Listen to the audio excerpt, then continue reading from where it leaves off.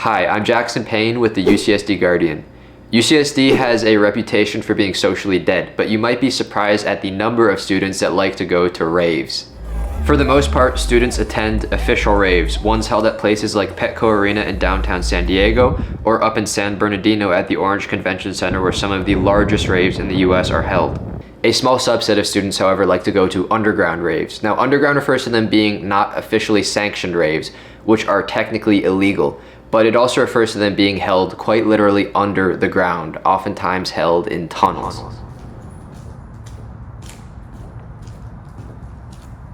Right now I'm headed to a rave spot where I've been to once before.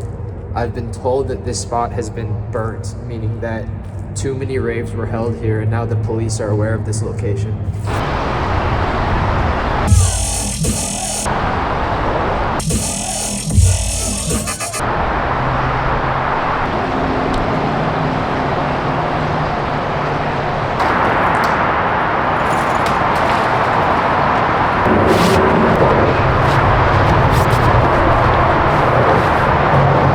Okay, it's a bit noisy here, but we're right near a freeway, so I'll just try to make do.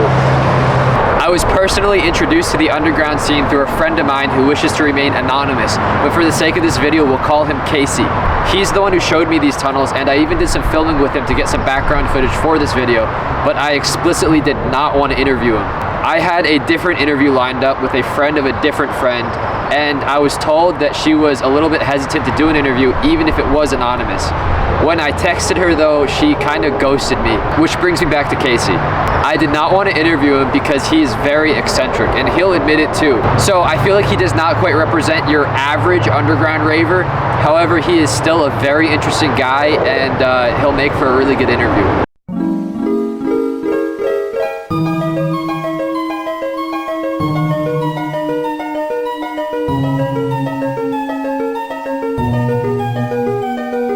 I guess I can't speak too much because I was part of this underground collective, and we were basically given one of the spots. A certain group has like ownership over a spot? No, it's not like they own the spot, but they do have knowledge of it, which is very strong. Because after using a spot a lot of times, it generates too much heat, and you got to move spots, otherwise you get police. So they basically just switch between different locations, don't announce it until the start of the rave so that they can avoid getting police.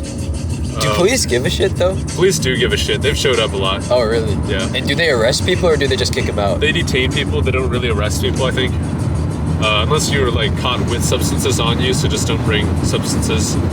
Or like, I mean like bring substances, but don't like everybody's gonna bring substances. Or like take them if you get caught by a police. I don't know. Why do you go to underground raves as opposed to legal ones? Oh, there's really, it's almost 100% price.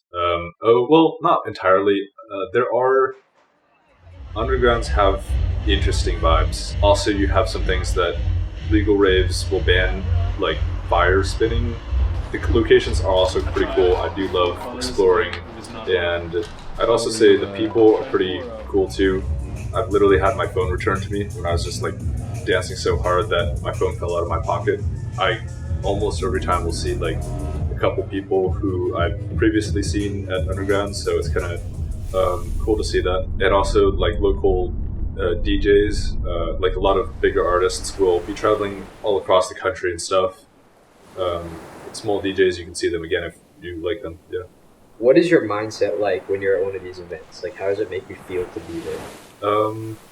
My mindset is fairly unique, I feel, in that one of my goals is to increase musicality for scientific reasons. So I dance pretty hard at raves. Do you ever have an issue with the lack of personal space, or do you enjoy the closeness? Depends on substances. On weed, kind of like personal space a bit more. Acid, I need personal space, basically. Molly, I don't want personal space. Alcohol, I want to mosh. Do you think you need to use drugs to, like, properly experience a rave? Or... Definitely not. No. A lot of people do use drugs, though. Yes, definitely. Probably probably more common than not. Yeah. How would your boss or parents feel if they knew about this hobby of yours, / do they know? Yeah, straight up. I've told my boss, told my parents. I think my boss seems fine with it, honestly.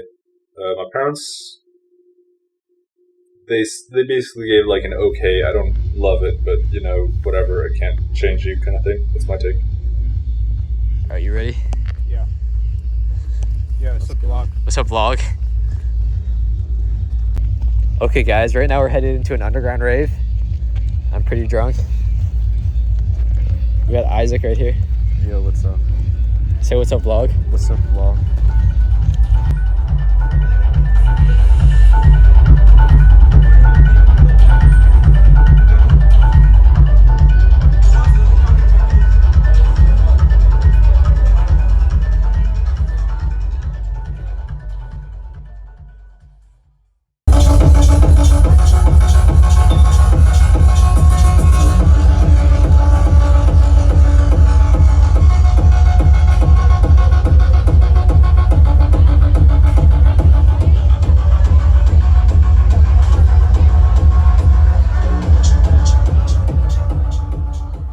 I tried to film another rave at the same spot where I got the previous footage, but I found that the shots ended up looking almost identical to the ones I had previously gotten.